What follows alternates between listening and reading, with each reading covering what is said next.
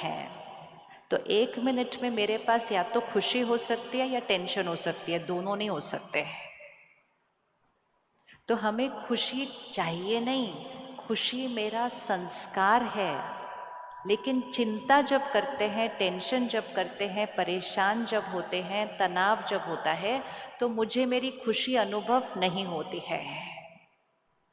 और फिर हम उसी खुशी को, जो हमारा संस्कार है, हम बाहर ढूंढने जाते हैं।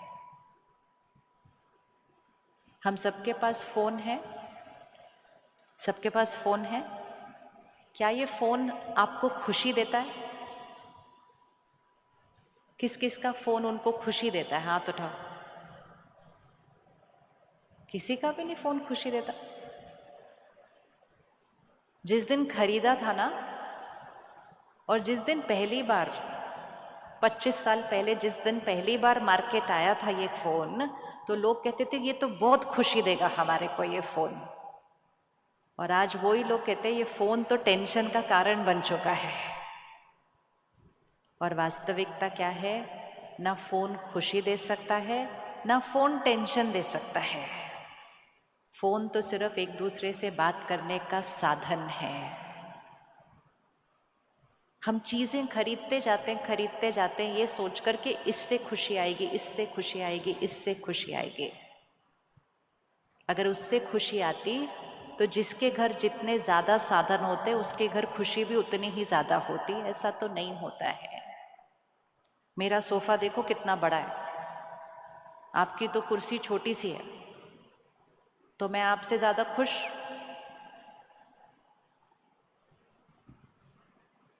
मैं आपसे ज़्यादा खुश? यस और नो? मैं आपसे ज़्यादा खुश? वो इतना बड़ा सोफ़ा है, देखो महंगा भी बहुत होगा। मैं आपसे ज़्यादा खुश? बताओ, मैं आपसे ज़्यादा खुश?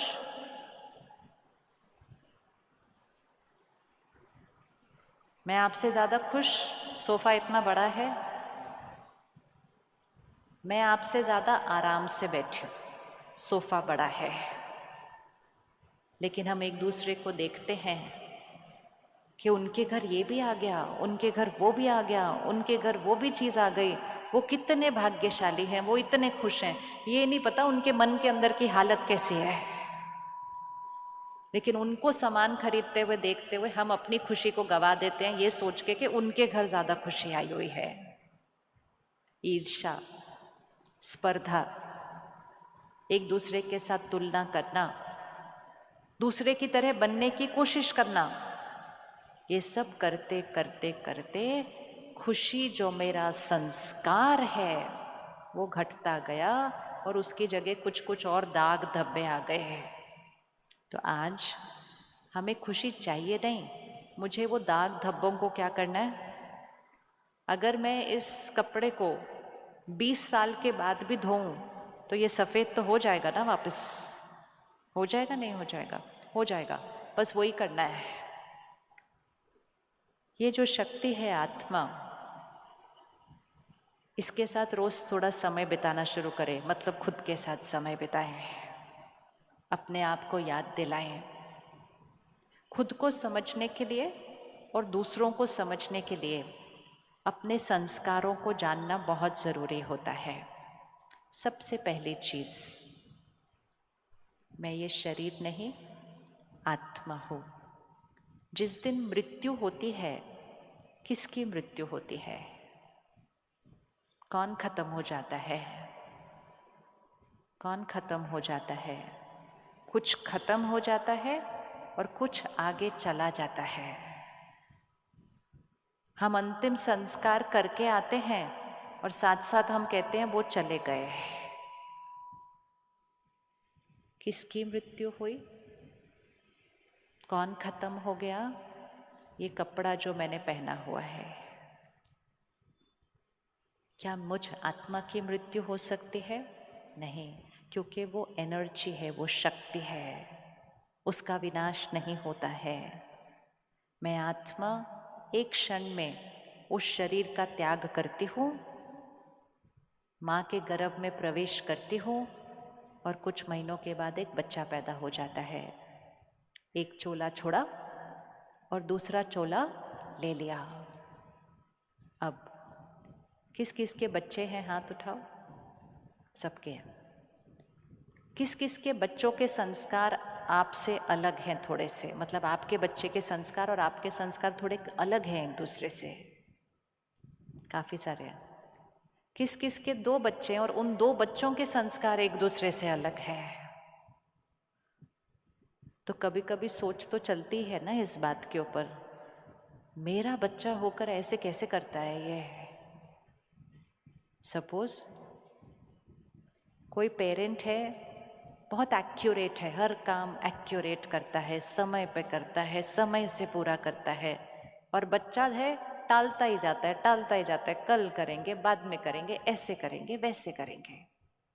कोई माता पिता है, वो सच के अलावा कोई शब्द नहीं बोलता है, और उसका बच्चा है छोटी छोटी बातों में झूठ बोल देता है।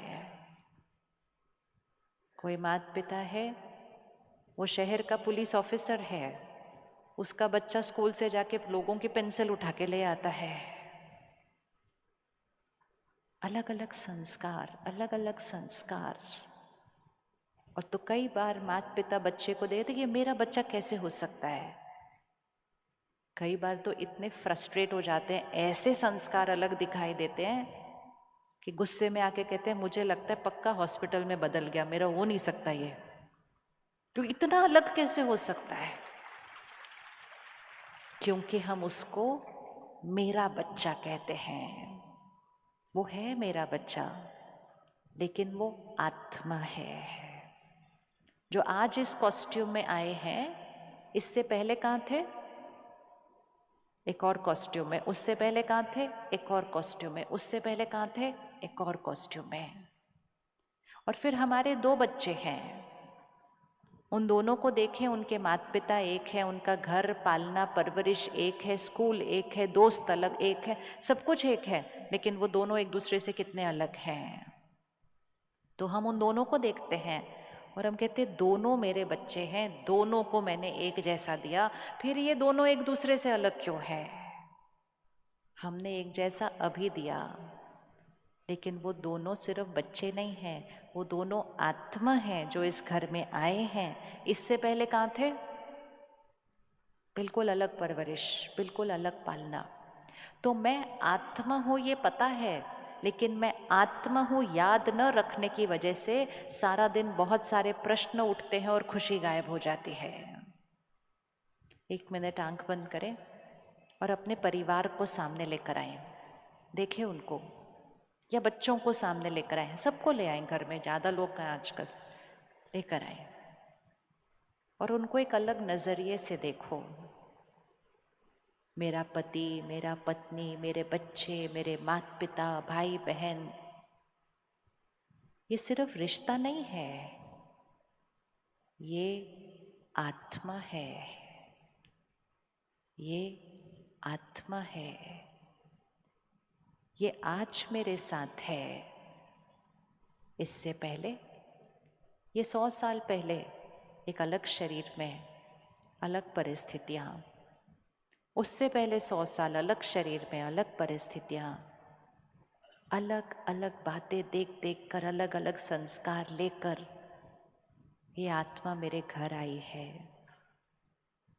आज से मैं इनके संस्कारों पर प्रश्न चित्त नहीं रहूंगी कि ये ऐसे क्यों है, ये कभी नहीं कहना है। ये ऐसे कैसे हो सकते हैं, ये कभी नहीं कहना है। ये अपने जीवन की यात्रा पर कभी ना कभी, कहीं ना कहीं, कोई ना कोई संस्कार बनाकर लेकर आए हैं।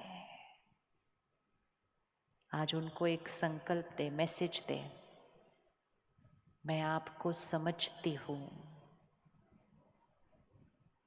मुझे समझ आ गया है आपका ये संस्कार क्यों ऐसा वाला संस्कार है। मैं आपको स्वीकार करती हूँ और आज से मैं आपको इस संस्कार परिवर्तन करने के लिए, शक्तिशाली बनने के लिए मैं आपको आज से दुआएं देती हूँ। पहली चीज क्या करते हैं, हम आपको समझते हैं। दूसरी चीज क्या करते हैं, हम आपको स्वीकार करते हैं। और तीसरी चीज, हम आपको दुआएं देते हैं और उससे आपको शक्तिशाली बनाकर परिवर्तन कर देंगे। फिर अभी हम देखेंगे कि कैसे करना है। अच्छा, वापस आओ। अब चारों तरफ देश में बारिश, कहीं बाढ़, मकान टूट रहे हैं, लोग घर खो रहे हैं और कई कई जगहों पर तो हम सब ने अखबार में पढ़ा होगा, अपने अपने शहर से लोग छुट्टी मनाने गए थे।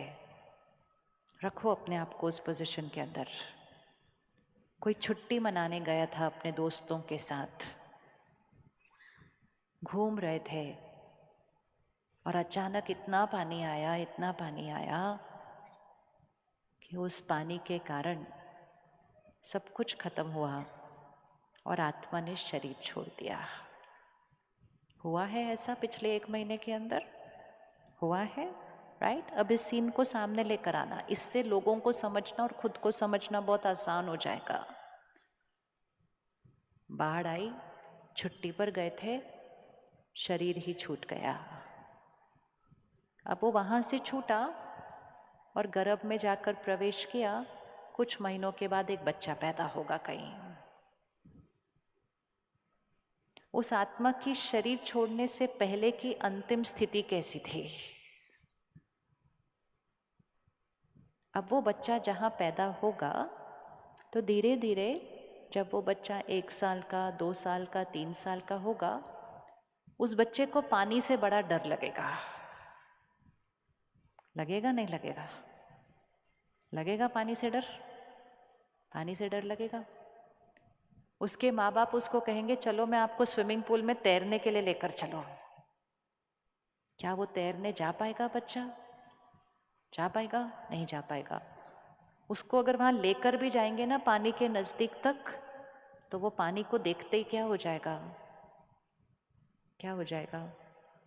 क्या लगता है क्या हो जाएगा? सोचो, वो पानी को देखते ही क्या हो जाएगा? वो डर कर भाग कर आ जाएगा वहां से।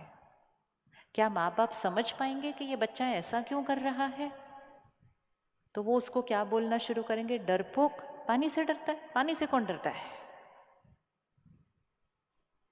बच्चे को खुद भी नहीं समझ में आएगा कि मुझे पानी से क्यों डर लग रहा है। लेकिन क्या उसका डर जायज है या नहीं है? आपको क्या लगता है या नहीं है? आप बताओ, आंसर है या नहीं है? है ना? लेकिन उसको कोई समझ नहीं पाएगा, क्योंकि हम उसको कैसे देख रहे हैं? हम देख रहे हैं 4 साल का बच्चा, इसको क्यों पानी से डर लगता है? फिर पता है माँ बाप क्या करेंगे? कहेंगे चलो इसको उसमें डाल दो स्विमिंग पूल में, अपने आप तैरना सीख जाएगा। वो उस बच्चे, इंटेंशन बहुत अच्छी है, भावना बहुत अच्छी है, लेकिन आत्मा की यात्रा की सच्चाई नहीं पता है। बच्चे को समझ नहीं पाएंगे और उसके हित के लिए ये सोचेंगे कि उसके हित के लिए है और उस बच्चे को उठा के स्विमिंग पूल में डाल देंगे। जैसे ही वो बच्चा उस पानी की लहरों में फिर से जाएगा, क्या हो जाएगा? उसको इतनी घबराहट होगी, वो इतना चीखेगा, इतना चीखेगा, क्योंकि उसके लिए वो पानी की लहरें, क्या रिकॉर्डिंग है यहाँ पर आत्मा के ऊपर? मेरा सब कुछ खत्म हो गया उस स्थिति के अंदर। लेकिन कोई उसको नहीं समझेगा। सब कहेंगे डरपोक है, डरपोक है, डरता है, डरता है। और डरपोक डरपोक बोल बोल के, उसकी निंदा करके, उसका मजाक उड़ा के, उसकी तुलना दूसरे बच्चों से करके, अपने भाई को देख वो कितना अच्छा तैरता है, तू कितना डरपोक है। और सिर्फ अपने भाई बहनों से नहीं, पड़ोसियों से भी तुलना कर देते हैं अपने बच्चों की। और ऐसा करके हम जो उसकी तरफ नेगेटिव एनर्जी भेजेंगे, तो वो आत्मा जो ऑलरेडी इतना कुछ सहन करके आई थी, उसकी शक्ति बढ़ेगी या घटेगी? आत्मा की शक्ति बढ़ेगी या घटेगी जब सब उसकी तरफ इस तरह से देखेंगे और बोलेंगे? बढ़ेगी या घटेगी? घटेगी ना। और वो सब कुछ क्यों हुआ? क्योंकि हमने सोचा 5 साल का बच्चा है। और जैसे ये याद आया, ये 5 साल का बच्चा नहीं, ये आत्मा है। 5 साल की तो इसकी ड्रेस है। और फिर धीरे से उनको किसी ने आकर कहा, आपको पता है 5 साल पहले वो कुल्लू मनाली में बाढ़ आई थी, आपको पता है? कहते हाँ पता है, पेपर में तो पढ़ा था। कहते मुझे दिखाई देता है, ये आत्मा ने ना उसमें शरीर छोड़ा था। 1 सेकंड का ज्ञान, और उस माता पिता का उस बच्चे को देखने की तरह नजरिया बदल जाएगा। और वो कहेंगे हाँ उसमें शरीर छोड़ा था। फिर तो डर लगना जायज है, फिर तो नेचुरल है। और फिर उसके बाद ये नहीं है कि उसको जीवन भर वो डरने देंगे, लेकिन फिर उसके बाद वो उसके पानी के डर को स्वीकार करेंगे, वो उसके पानी के डर को समझेंगे, और फिर वो उसको पानी के डर को खत्म करने का उसके साथ पुरुषार्थ करेंगे। उसका मजाक नहीं उड़ाएंगे, उसको ताने नहीं मारेंगे, और उसकी एक दूसरे किसी के साथ तुलना नहीं करेंगे, क्योंकि समझ में आ गया वो आत्मा है। अब फिर से आंख बंद करो और अपने परिवार को सामने लेकर आओ। चाहे पानी का डर हो, चाहे विश्वास करने का डर हो। कई लोगों को विश्वास करना मुश्किल लगता है। कई लोगों को छोटी छोटी बातों में निराश हो जाना आसान लगता है, उनके लिए बहुत सहज है वो। कई बच्चों को, बच्चे भी नहीं बड़े भी, कोई नया काम करने से डर लगता है। कई लोगों को हॉस्पिटल जाने से डर लगता है। किसी को इतनी सी सुई देखकर इंजेक्शन की चीखना शुरू हो जाता है। बड़े बड़े पहाड़ चढ़ लेंगे लेकिन सुई से डर लगता है। ये सब क्यों है? क्योंकि उस आत्मा ने किसी न किसी जन्म में उस चीज से दर्द अनुभव किया है। उनको देखो, उनकी आदत और उनके संस्कार को समझो, और उनको फिर से कहो हम आपको समझते हैं। अब बहुत प्रश्न उठाए आपके संस्कार पर हमने। आई अंडरस्टैंड यू, हम आपको समझते हैं। हम आपको आप जैसे हैं स्वीकार करते हैं। और अब बहुत इम्पोर्टेंट है, जो संस्कार आप उनका बदलना चाहते हैं, जैसे किसी के अंदर डर का संस्कार है, तो अब आप उसको देखो और उसको कहो आप शक्तिशाली निडर आत्मा हो। दुआ दीजिए उस संस्कार की जो आप उनके अंदर लाना चाहते हैं। आप शक्तिशाली निडर आत्मा हो। आपके परिवार में किसी के अंदर गुस्से का संस्कार है, उसको दुआ दो आप शक्तिशाली हो, आप शांत स्वरूप आत्मा हो। किसी के अंदर विश्वास करने से डर लगता है, आप उनको दुआ दो आप प्यार से भरपूर हर एक को विश्वास करने वाली आत्मा हो। क्लियरली देखो उनको कौन से संस्कार की जरूरत है, कौन सा उनका संस्कार अभी है, और उसकी जगह उनका कौन सा संस्कार बदलना है। और अपनी सोच को बदल दो। जो संस्कार अभी है वो नहीं सोचना है, जो संस्कार उनके अंदर लाना है वो ही सोचना है, वो ही बोलना है। ढूंढ लो अब अपने अंदर, उनके अंदर वो संस्कार। और अब इसी चीज को अपने साथ करो। अपने उस संस्कार और आदत को देखो जिसको बदलना है। कमजोर संस्कार का उच्चारण नहीं करना है, और जो संस्कार लाना चाहते हैं वो ही सोचना है, वो ही बोलना है। मैं सदा खुश, बार बार हर रोज ये रिपीट करना है। मैं हमेशा खुश, मैं हमेशा शांत, मुझे किसी से कुछ नहीं चाहिए, मैं सबको देने वाली आत्मा हूं।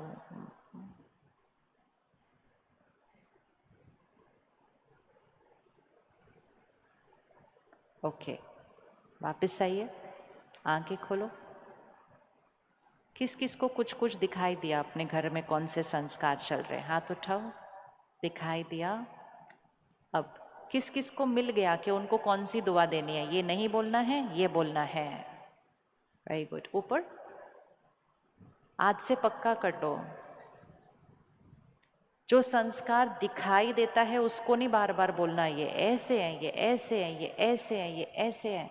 जितनी बार बोलेंगे ये ऐसे हैं, ये ऐसे हैं, ये ऐसे हैं, तो वो संस्कार क्या होता जाएगा? क्या होता जाएगा? और पक्का होता जाएगा, और पक्का होता जाएगा। एक कागज है, उसके ऊपर एक काले रंग का सर्कल बना हुआ है।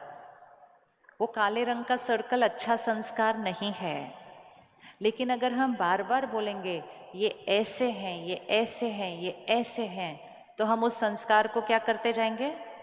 बोलो, शब्द क्या है? हम उस संस्कार को क्या करते जाएंगे? हम और पक्का करते जाएंगे। सिर्फ हम नहीं बोलेंगे, हम परेशान होकर पड़ोसियों से भी बात करेंगे, कहेंगे क्या करूं, मेरा बेटा ऐसे है। फिर वो पड़ोसी भी वरदान देंगे, आपका बेटा ऐसे है। इतने सब लोग वो संस्कार का उच्चारण बार बार बार बार करते हैं, तो उस आत्मा के अंदर वो संस्कार और पक्का होता जाता है। राजयोग हमें एक बहुत सहज विधि सिखाता है। जो काले रंग का सर्कल है उसको नहीं रिपीट करना, लेकिन उस काले रंग के सर्कल पर हर रोज 5 सफेद रंग के सर्कल ड्रॉ कर दो, तो थोड़े दिन के अंदर वो काले रंग का सर्कल क्या हो जाएगा? दिखाई देगा या नहीं दिखाई देगा? दिखाई नहीं देगा। तो जो संस्कार है वो सोचना नहीं, वो बोलना नहीं, जो संस्कार बनाना चाहते हैं उसको रोज सोचना और बोलना है, अपने लिए भी, दूसरों के लिए भी। इसीलिए आज से हम कभी नहीं कहेंगे मुझे खुशी चाहिए, हम क्या बोलेंगे? मैं खुश,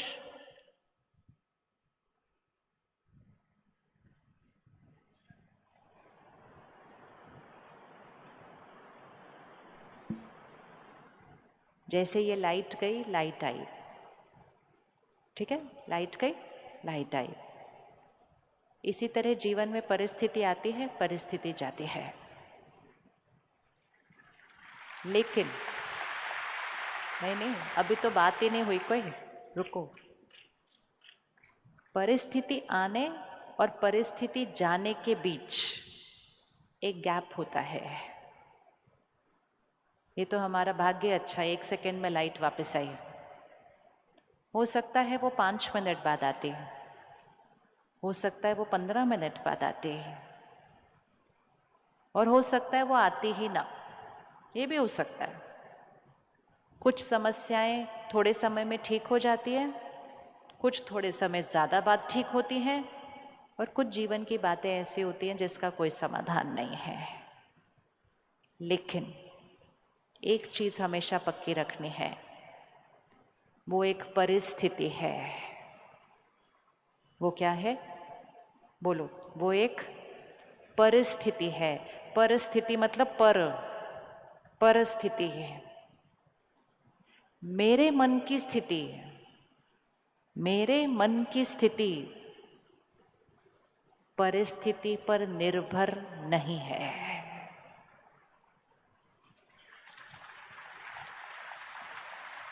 इसको बोलो पहले, क्योंकि सारा दिन में इसका विपरीत बोध बोलते हैं हम। हमारी एक एक सोच के रचयिता हम खुद हैं। मेरा मन एक एक एक एक सोच करता रहता है, लेकिन ज़्यादातर हमारी सोच परिस्थिति पर, लोगों पर और लोगों के व्यवहार पर निर्भर हो चुकी है। और जब हमारी सोच लोगों पर और परिस्थिति पर निर्भर हो जाती है तो फिर दुनिया को सही होना पड़ता है ताकि मैं सोच सही रखूं।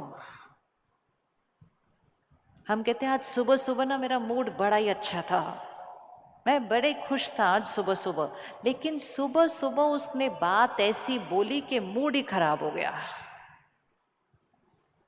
क्या लोग हमारा मूड खराब कर सकते हैं? क्या लोग हमारा मूड खराब कर सकते हैं? ऐसे आप सब में से सुबह सुबह आज किसी का मूड खराब हुआ था? हाथ उठाना, हाथ उठाओ किसका मूड आज खराब है। ऐसे नहीं हो सकता, एक का भी नहीं हुआ सारे दिन के अंदर। अच्छा चलो आज सुबह को छोड़ो, कल सारा दिन में आपके जीवन में कुछ ऐसा हुआ था जो मूड खराब हुआ था थोड़ा सा? हाँ, अब उस सीन को सामने लेकर आओ। क्या हुआ था? किसने क्या किया था? क्या बात आई थी? और मेरे मन की स्थिति थोड़ी सी हलचल में आ गई। और जब वो आई और आपको किसी ने आकर पूछा क्या बात है भाई, आपका मूड ठीक नहीं है, तो उंगली कहाँ गई? उंगली कहाँ रखी? उंगली कहाँ रखी? उसने बात ही ऐसी की थी, मूड खराब तो होना ही था। तो हमने अपने मन का रिमोट कंट्रोल कितने लोगों के हाथ में दिया हुआ है? फिर से 1 मिनट आंख बंद करो, ढूंढ लो, फटाफट लिस्ट बनाओ। मेरे मन की स्थिति पर कितने लोगों का प्रभाव पड़ता है? किसके एक शब्द से, किसके एक व्यवहार से मेरा मन हलचल में आ सकता है? कितने लोग हैं, मोटे मोटे कितने लोग होंगे मेरे जीवन के अंदर? उसने मेरी तरफ देखा नहीं, उसने पांव छुए नहीं, उसने नमस्ते की नहीं, उसने खाना पूछा नहीं। वो तो छोटी छोटी बातें, फिर बाकी मोटी मोटी तो और। कितने लोगों के पास मेरे मन की स्थिति का रिमोट कंट्रोल है?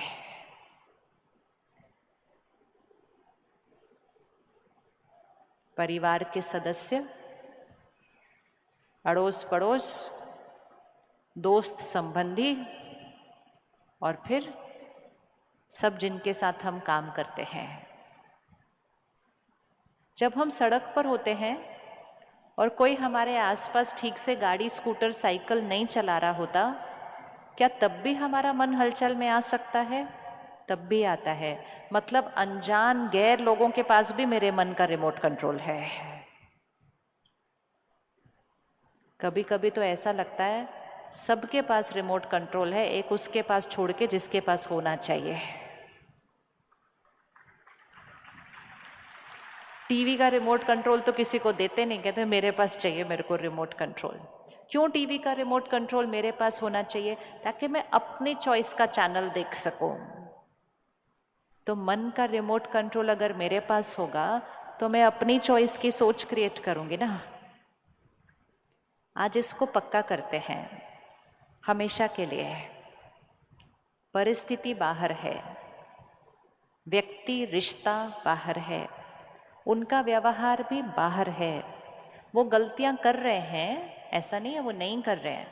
कोई गलत कर रहा है, कोई गलत व्यवहार कर रहा है, गलत बोल रहा है, लेकिन जो मेरी सोच है वो किस पे डिपेंडेंट है? उन पर या मुझ पर? किस पर निर्भर है, उन पर या मुझ पर? आपने आंसर देना है, मैंने ऐसे नहीं बताना है आपने आंसर। मेरी सोच किस पर डिपेंडेंट है, उन पर या मुझ पर?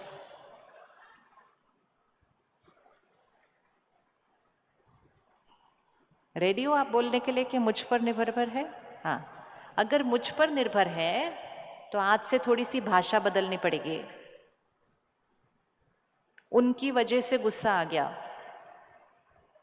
उस बात की वजह से टेंशन हो गई, उसने ऐसा किया इसलिए चिंता हो रही है, उसने मेरी इंसल्ट कर दी, उसने मेरा अपमान कर दिया, उसने मुझे दुख दिया, मेरा काम नहीं हुआ इसलिए निराश हूं। ये सारी भाषा क्या बोल रही है? अगर आज हम सिर्फ इस एक चीज को बदल दें, हम सदा खुश रहेंगे। क्योंकि फिर वो रिमोट कंट्रोल किसके हाथ में है?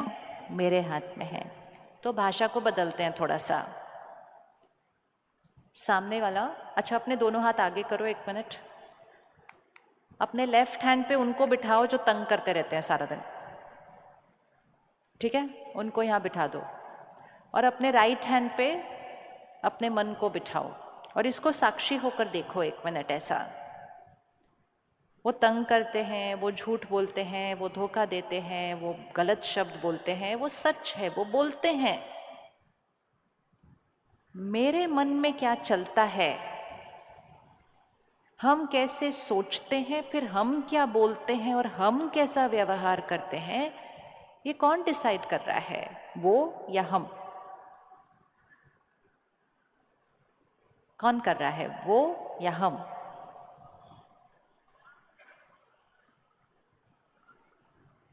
किस किस को लगता है मैं, और किस किस को लगता है वो? दोनों? हाँ, ये आंसर बेस्ट होता है, दोनों। 1 मिनट खड़े हो जाओ। नहीं, सब नहीं, एक लेकिन आप मन से आप सारे खड़े हो जाओ। अब इस सीन को सामने लेकर आओ, ये सारा दिन हमारे सामने होता है। भाई साहब वहाँ खड़े हैं, मैं यहाँ हूँ, 5-6 हजार लोग हैं यहाँ इस हॉल में। मैं 5-6 हजार लोगों के सामने, मीडिया के सामने, नेशनल टेलीविजन के सामने इनके बारे में कुछ कुछ कुछ यहाँ से बोलती हूँ, मंच से। मेरा कर्म गलत है, लेकिन मेरे पास पावर है कि मैं कुछ भी बोल सकती हूँ, वो मेरी चॉइस है। मेरे शब्द मेरा कर्म बिगाड़ रहे हैं, ये तो पक्का है। लेकिन मैं यहाँ से जोर से बोल सकती हूँ, झूठ बोल सकती हूँ, गलत बोल सकती हूँ, जिस बात में एक रत्ती भर सच नहीं हो वो भी बोल सकती हूँ। आपके बारे में भी बोल सकती हूँ, सबके बारे में बोल सकती हूँ। लेकिन क्या मैं आपके मन के अंदर घुस के आपकी सोच बना सकती हूँ? थोड़ा सा